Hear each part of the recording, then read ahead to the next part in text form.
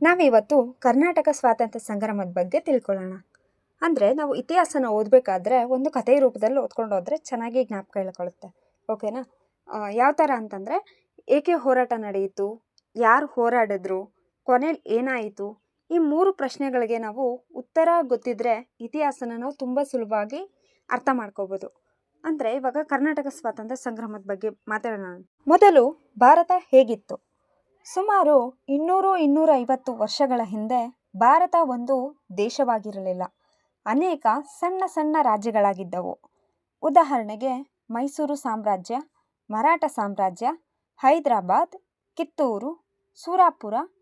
ಆ ಸಮಯದಲ್ಲಿ British East India company ನಮ್ಮ ಭಾರತಕ್ಕೆ ವ್ಯಾಪಾರ ಮಾಡಲು ಬಂದಿತ್ತು. ಆದರೆ ನಂತರ ಅವರು ಯೋಚಿಸ್ತಾರೆ, ಭಾರತ ಮಾತ್ರ ಏಕೆ, ಈ ರಾಜ್ಯಗಳನ್ನೆಲ್ಲ ನಮ್ಮ ಆಡಳಿತಕ್ಕೆ ತೆಗೆದುಕೊಳ್ಳೋಣ. ಹೀಗೆ ಒಂದೊಂದು ರಾಜ್ಯದ ಮೇಲೆ ಅವರು ದಾಳಿ ಮಾಡ್ತಾ ತಮ್ಮ ಆಡಳಿತವನ್ನು ವಿಸ್ತರಿಸ್ತಾ ಬರ್ತಾರೆ. ಹೈದರಾಲಿ ಯಾರು? ಹೈದರಾಲಿ ಮೈಸೂರು ಸಂಸ್ಥಾನದ ಪ್ರಬಲ ಆಡಳಿತಗಾರ. ಅವನು ಬ್ರಿಟಿಷರು ನಮ್ಮ ದೇಶವನ್ನು ಕಬಳಿಸುತ್ತಿದ್ದಾರೆ ಎಂದು ತಿಳಿದು ಅವರನ್ನು ತಡೆಯಲು ಯುದ್ಧ ಮಾಡ್ತಾನೆ. ಎರಡನೇ ಆಂಗ್ಲ ಮೈಸೂರು ಯುದ್ಧ. ಇದು 1780-1784 ನಡೆಯಿತು. ಈ ಯುದ್ಧದಲ್ಲಿ ಹೈದರಾಲಿ ಧೈರ್ಯದಿಂದ ಹೋರಾಡ್ತಾರೆ. ಆದರೆ 1782ರಲ್ಲಿ ಯುದ್ಧ ನಡೆಯುತ್ತಿದ್ದಾಗಲೇ ಹೈದರಾಲಿ ನಿಧನರಾಗ್ತಾರೆ. ನೆಕ್ಸ್ಟು ಟಿಪ್ಪು ಸುಲ್ತಾನ್ ಅವ್ರು ಬರ್ತಾರೆ. ಟಿಪ್ಪು ಸುಲ್ತಾನ್ ಹೈದರಾಲಿಯವರ ಮಗ. ಇವರು ಅವರ ಆಡಳಿತವನ್ನು ವಹಿಸ್ಕೊಳ್ತಾರೆ. ಆದರೆ ಅವನು ಕೂಡ ಬ್ರಿಟಿಷರ ವಿರುದ್ಧ ಹೋರಾಟ ಮುಂದುವರಿಸಬೇಕಾಗುತ್ತೆ.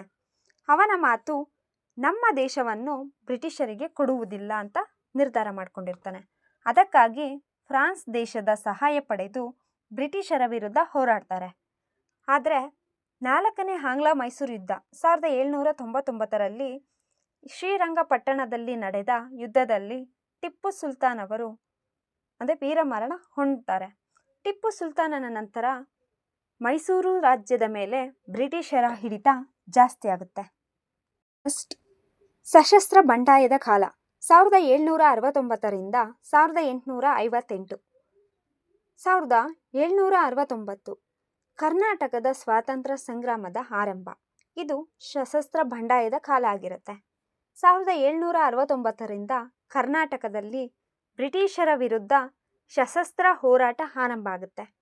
ಈ ಹಂತವನ್ನೇ ಸಶಸ್ತ್ರ ಬಂಡಾಯದ ಕಾಲ ಅಂದರೆ 1769ರಿಂದ 1858ರವರೆಗೆ ಇದನ್ನು ಕರೀತಾರೆ.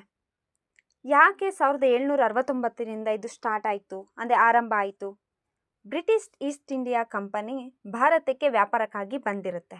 ಆದರೆ ನಂತರ ಅವರು ಮೈಸೂರು ಸೇರಿದಂತೆ ಅನೇಕ ರಾಜ್ಯಗಳನ್ನು ತಮ್ಮ ವಶಕ್ಕೆ ಪಡೆಯಲು ಯತ್ನಿಸ್ಕೋತಾರೆ. ಇದನ್ನು ಮೈಸೂರು ಸಂಸ್ಥಾನದ ಆಡಳಿತಗಾರ ಹೈದರಾಲಿ ವಿರೋಧಿಸ್ತಾರೆ. ಆದರೆ ಪರಿಣಾಮವಾಗಿ 1769ರಲ್ಲಿ ಮೊದಲ ಆಂಗ್ಲ ಮೈಸೂರು ಯುದ್ಧ ಅಂದರೆ 1767ರಿಂದ 1769ರವರೆಗೆ ಕೊನೆಗೊಳ್ಳುತ್ತೆ. ಇದೇ ಅವಧಿಯಲ್ಲಿ ಕರ್ನಾಟಕದಲ್ಲಿ ಬ್ರಿಟಿಷರ ವಿರುದ್ಧ ಸಶಸ್ತ್ರ ಹೋರಾಟಗಳ ಯುಗ ಆರಂಭ ಆಗುತ್ತೆ. ನಂತರ ಏನಾಯಿತು? ಹೈದರಾಲಿ ಬ್ರಿಟಿಷರ ವಿರುದ್ಧ ಹೋರಾಟ ಮುಂದುವರಿಸ್ತಾರೆ. 1782ರಲ್ಲಿ 2ನೇ ಆಂಗ್ಲ ಮೈಸೂರು ಯುದ್ಧದ ವೇಳೆ ಹೈದರಾಲಿ ನಿಧನರಾಗ್ತಾರೆ. ಅವನ ಮಗ ಟಿಪ್ಪು ಸುಲ್ತಾನ್ ಹೋರಾಟವನ್ನು ಮುಂದುವರಿಸಬೇಕಾಗಿರುತ್ತೆ. 1799ರಲ್ಲಿ 4ನೇ ಆಂಗ್ಲ ಮೈಸೂರು ಯುದ್ಧದಲ್ಲಿ ಟಿಪ್ಪು ವೀರಮರಣ ಹೊಂದ್ತಾರೆ. ನಂತರ ಡೋಂಗಿಯ ವಾಗ್, ದಕ್ಷಿಣ ಕನ್ನಡದ ದಂಗೆ, ಐಗೂರು ದಂಗೆ, ವೆಲ್ಲೂರು ಬಂಡಾಯ, ಕಿತ್ತೂರು ರಾಣಿ ಚೆನ್ನಮ್ಮ, ಸಂಗೊಳ್ಳಿ ರಾಯಣ್ಣ ಮೊದಲಾದವರು ಬ್ರಿಟಿಷರ ವಿರುದ್ಧ ಶಸ್ತ್ರಸಜ್ಜಿತ ಹೋರಾಟ ನಡೆಸ್ತಾರೆ. ಡೋಂಡಿಯ ವಾಗ್ ದಂಗೆ 1800. ಇದು ಯಾಕೆ ನಡೀತು? ನೆಕ್ಸ್ಟು ಮೊದಲ ದಾಂಡಿಯ ವಾಗ್ ಯಾರು? ಡೋಂಡಿಯ ವಾಗ್ ಒಬ್ಬ ಮರಾಠ ಯೋಧ ಆಗಿರ್ತಾರೆ. ವಾಗ್ ಎಂಬುದು ಮರಾಠಿ ಪದ. ಅದರ ಅರ್ಥ ಹುಲಿ. ಮೊದಲು ಅವನು ಟಿಪ್ಪು ಸುಲ್ತಾನನ ಸೇವೆಯಲ್ಲಿ ಕೆಲಸ ಮಾಡ್ತಿರ್ತಾರೆ. ಕೆಲವು ಕಾರಣಗಳಿಂದ ಟಿಪ್ಪು ಸುಲ್ತಾನ್ ಅವನನ್ನು ಬಂಧಿಸ್ತಿರ್ತಾರೆ. ಅಂದರೆ ಎಲ್ಲಿ? ಶ್ರೀರಂಗಪಟ್ಟಣದಲ್ಲಿ. ಅಂದರೆ ಅಲ್ಲಿ ಸೆರೆಮನೆಯಲ್ಲಿ ಇಟ್ಟಿರ್ತಾರೆ. ನಂತರ ಏನಾಯಿತು? 1799ರಲ್ಲಿ 4ನೇ ಆಂಗ್ಲ ಮೈಸೂರು ಯುದ್ಧ ನಡೀತದೆ. ಆ ಯುದ್ಧದಲ್ಲಿ ಟಿಪ್ಪು ಸುಲ್ತಾನ್ ವೀರಮರಣ ಹೊಂದ್ತಾರೆ. ಟಿಪ್ಪು ಮರಣ ಹೊಂದಿದ ನಂತರ ಬ್ರಿಟಿಷರು ಶ್ರೀರಂಗಪಟ್ಟಣನ ವಹಿಸ್ಕೋತಾರೆ, ಅಂದರೆ ವಶಪಡಿಸ್ಕೋತಾರೆ. ಆಗ ಸೆರೆಮನೆಯಲ್ಲಿ ಇರ್ತಾರಲ್ಲ ಧೋಂಡಿಯ ವಾಘ್ ಅವರು ಬಿಡುಗಡೆಗೊಳ್ತಾರೆ. ಆವಾಗ ಧೋಂಡಿಯ ವಾಘ್ ಯಾಕೆ ದಂಗೆ ಎದ್ದೇಳ್ತಾನೆ ಅಂತಂದರೆ, ಟಿಪ್ಪು ಮರಣದ ನಂತರ ಬ್ರಿಟಿಷರು ಮೈಸೂರು ರಾಜ್ಯದ ಮೇಲೆ ತಮ್ಮ ಆಡಳಿತವನ್ನು ಆರಂಭಿಸಿಬಿಡ್ತಾರೆ. ಇದನ್ನು ಢೋಂಗಿಯ ವಾಘ್ ಒಪ್ಕೊಳ್ಳಲ್ಲ. ಆದರೆ ಅವನು ಯೋಚಿಸ್ತಾನೆ, ಟಿಪ್ಪು ಇಲ್ಲದಿದ್ದರೂ ನಾನು ಬ್ರಿಟಿಷರ ವಿರುದ್ಧ ಹೋರಾಡ್ಬೋದು ಮತ್ತು ಅವರನ್ನು ನಮ್ಮ ದೇಶದಿಂದ ಓಡಿಸ್ಬೋದು. ಆದ್ದರಿಂದ ತನ್ನದೇ ಆದ ಸೈನ್ಯವನ್ನು ಕಟ್ಕೊತಾನೆ. ಅನೇಕ ಯೋಧರನ್ನು ಸೇರಿಸ್ಕೊಂಡು ಬ್ರಿಟಿಷರ ವಿರುದ್ಧ ದಂಗೆ ಮಾಡೋಕ್ಕೆ ಎದ್ದೇಳ್ತಾನೆ. ನೆಕ್ಸ್ಟು ದಂಗೆ ಹೇಗೆ ಕೊನೆಗೊಳ್ಳುತ್ತೆ? ಧೋಂಡಿಯ ವಾಘ್ನ ಹೋರಾಟ ಬ್ರಿಟಿಷರಿಗೆ ದೊಡ್ಡ ತಲೆನೋವಾಗಿ ಪರಿಣಾಮ ಬೀರುತ್ತೆ. ಆದ್ದರಿಂದ ಬ್ರಿಟಿಷರು ತಮ್ಮ ಸೇನಾಧಿಕಾರಿಯಾಗಿರುವ ಆರ್ಥರ್ ವೆಲ್ಲೆಸ್ಲಿಯನ್ನು ಕಳಿಸ್ಕೊಡ್ತಾರೆ. 1800ರಲ್ಲಿ ಅನೇಕ ಯುದ್ಧದಲ್ಲಿ ಆರ್ಥರ್ ವೆಲ್ಲೆಸ್ಲಿ ಧೋಂಡಿಯ ವಾಘ್ನನ್ನು ಸೋಲಿಸ್ತಾನೆ ಮತ್ತು ರಾಯಚೂರು ಜಿಲ್ಲೆಯ ಕೋನಗಲ್ ಬಳಿ ಕೊಂದ್ಬಿಡ್ತಾನೆ. ಯಾರನ್ನ? ಧೋಂಡಿಯ ವಾಘ್ನ. ಯಾರು ಕೊಂತಾರೆ? ಆರ್ಥರ್ ವೆಲ್ಲೆಸ್ಲಿ ಅವನು. Next third one, Dakshina Kannada ದಂಗೆ. ಇದು 1799ರಿಂದ 1802. ಇದು ಯಾಕೆ ನಡೀತು? 1799ರಲ್ಲಿ 4ನೇ ಆಂಗ್ಲೋ ಮೈಸೂರು ಯುದ್ಧ ನಡೆಯುತ್ತೆ. ಅಂದರೆ ಅಲ್ಲಿ ಟಿಪ್ಪು ಸುಲ್ತಾನ್ ವೀರಮರಣ ಹೊಂದ್ತಾರೆ. ಆದರೆ ನಂತರ ಬ್ರಿಟಿಷರು ನಮ್ಮ ಮೈಸೂರು ರಾಜ್ಯದ ಕೆಲವು ಪ್ರದೇಶಗಳನ್ನ ವಶಕ್ಕೆ ತಗೊಂಡಿರ್ತಾರೆ. ಅಲ್ಲಿ ಕೆನರಾ ಮತ್ತು ದಕ್ಷಿಣ ಕನ್ನಡ ಪ್ರದೇಶವು ಕೂಡ ಸೇರಿಕೊಂಡಿರುತ್ತೆ. ಕೆನರಾ ಅಂದರೆ ಕರಾವಳಿ ಪ್ರದೇಶ. ಬ್ರಿಟಿಷರು ಈ ಪ್ರದೇಶವನ್ನು ಮದ್ರಾಸ್ ಪ್ರಾಂತ್ಯಕ್ಕೆ ಸೇರಿಸ್ಕೊಂಡಿರ್ತಾರೆ. ಇದನ್ನು ಅಲ್ಲಿನ ಜನರು ಒಪ್ಕೊಳ್ಳಲ್ಲ. ಅವರು ನಮ್ಮ ಪ್ರದೇಶವನ್ನು ನಮಗೆ ಕೊಟ್ಬಿಡಿ, ಇಲ್ಲಾಂದರೆ ಮದ್ರಾಸ್ ಪ್ರಾಂತ್ಯಕ್ಕೆ ಸೇರಿಸುವುದು ನಮಗಿಷ್ಟ ಇಲ್ಲ, ಅದು ಕೂಡ ಸರಿಯಾಗಲ್ಲ, ನಮಗೆ ಬ್ರಿಟಿಷರ ಆಡಳಿತ ಬೇಡ ಎಂದು ವಿರೋಧ ಮಾಡ್ತಾರೆ. ಇದರಿಂದ ದಕ್ಷಿಣ ಕನ್ನಡ ದಂಗೆ ಆರಂಭ ಆಗುತ್ತೆ. ಇಲ್ಲಿ ಯಾರು ನೇತೃತ್ವ ಅಂತಂದರೆ ಯಾರ್ಯಾರು ಇದ್ದರು ಪರ್ಸನ್ಸ್ ಅಂತಂದರೆ, ವಿಠಲ ಹೆಗಡೆ ಅವರು, ತಿಮ್ಮನಾಯಕ, ಸುಬ್ಬರಾವ್, ಮಹಾತಾಬ್ ಖಾನ್. ಈ ಜನರು ಬ್ರಿಟಿಷರ ವಿರುದ್ಧ ಹೋರಾಟನ ಮಾಡ್ತಾರೆ, ಅಂದರೆ ಆರಂಭಿಸ್ತಾರೆ. ಈ ದಂಗೆ ಯಾವಾಗ ಕೊನೆಗೊಳ್ಳುತ್ತೆ? ಬ್ರಿಟಿಷರು ತಮ್ಮ ಸೈನ್ಯವನ್ನು ಕಳಿಸ್ತಾರೆ, ದಂಗೆಯನ್ನು ಹತ್ತಿಕ್ತಾರೆ. ದಂಗೆಗೆ ನಾಯಕತ್ವ ನೀಡಿದ್ದ ವಿಠಲ ಹೆಗ್ಗಡ, ತಿಮ್ಮನಾಯಕ, ಸುಬ್ಬರಾವ್ ಹಾಗೂ ಮಹಾತಾಬ್ ಖಾನ್ ಅವರನ್ನ ಬಂಧಿಸ್ಬಿಡ್ತಾರೆ. ಇದರ ಪರಿಣಾಮವಾಗಿ ಏನಾಗುತ್ತೆ? ದಕ್ಷಿಣ ದಂಗೆ ವಿಫಲ ಆಗೋಗುತ್ತೆ, ಅಂದರೆ ಸೋತ್ಕೊತಾರೆ. ಆದರೆ ಕರ್ನಾಟಕದಲ್ಲಿ ಬ್ರಿಟಿಷರ ವಿರುದ್ಧ ಹೋರಾಟ ನಿಲ್ಲಿಸಲ್ಲ, ಇಲ್ಲಿಗೆ ಸ್ಟಾಪ್ ಮಾಡಲ್ಲ. ನಂತರವೂ ಕೂಡ ಹಲವಾರು ನಾಯಕರು ಹೋರಾಟನ ಮುಂದುವರಿಸ್ತಾರೆ. ಫೋರ್ತ್ ಒನ್, ಐಗೂರು ದಂಗೆ. ಐಗೂರು ದಂಗೆ ಯಾಕೆ ನಡೀತು? ಟಿಪ್ಪು ಸುಲ್ತಾನನ ಮರಣದ ನಂತರ ಬ್ರಿಟಿಷರು ಅನೇಕ ಪ್ರದೇಶನ ಆಕ್ಯುಪೈ ಮಾಡ್ಕೋತಾರೆ, ಅಂದರೆ ಆಡಳಿತವಾಗಿ ತಗೊಂಡು ಆರಂಭಿಸ್ಕೋತಾರೆ ತನ್ನ ಆಡಳಿತವನ್ನು. ಇದನ್ನು ಒಪ್ಪದ ಕಾರಣ ಕೆಲವು ಸ್ಥಳೀಯ ನಾಯಕರು ಬ್ರಿಟಿಷರ ವಿರುದ್ಧ ಹೋರಾಟ ನಡೆಸ್ತಾರೆ. ಅದರಲ್ಲಿ ಐಗೂರಿನ ವೆಂಕಟಾದ್ರಿ ನಾಯಕರು ಕೂಡ ಒಬ್ಬರಾಗಿರ್ತಾರೆ. ಈ ದಂಗೆ ಯಾಕೆ ನಡೀತು? ಇವರಿಬ್ಬರ ಮಧ್ಯೆ ಏನು ನಡೀತು ಅನ್ನೋದನ್ನು ತಿಳ್ಕೊಳ್ಳೋಣ.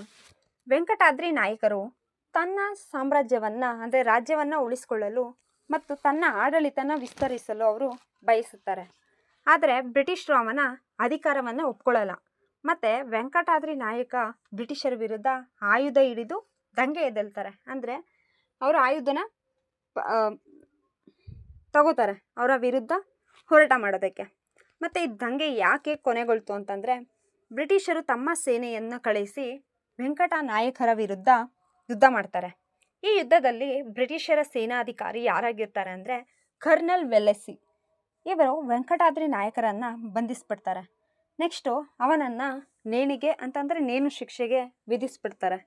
ಪರಿಣಾಮ ಏನಾಯಿತು ಅಂದರೆ ಐಗೂರು ದಂಗೆ ಅಂತ್ಯಗೊಳ್ಳುತ್ತೆ. ಆದರೆ ಬ್ರಿಟಿಷರ ವಿರುದ್ಧ ಹೋರಾಟ ಸ್ಟಾಪ್ ಮಾಡಲಿಲ್ಲ, ನಿಲ್ಲಿಸಲಿಲ್ಲ. ನಂತರವೂ ಕೂಡ ಕರ್ನಾಟಕದ ಅನೇಕ ನಾಯಕರು ಕೂಡ ಸ್ವಾತಂತ್ರ್ಯಕ್ಕಾಗಿ ಹೋರಾಟನ ಮುಂದುವರಿಸ್ತಾರೆ. ಫಿಫ್ತು, ವೆಲ್ಲೂರು ಬಂಡಾಯ. ಇದು 1806ರಲ್ಲಿ ನಡೆಯುತ್ತೆ. ಯಾಕೆ ನಡೀತು, ಎಲ್ಲಿ ನಡೀತು ಮತ್ತು ಯಾರ್ಯಾರ ನಡುವೆ ನಡೀತು, ಇದ್ರ ಪರಿಣಾಮ ಏನಾಗುತ್ತೆ ಅಂತ ನೋಡೋಣ.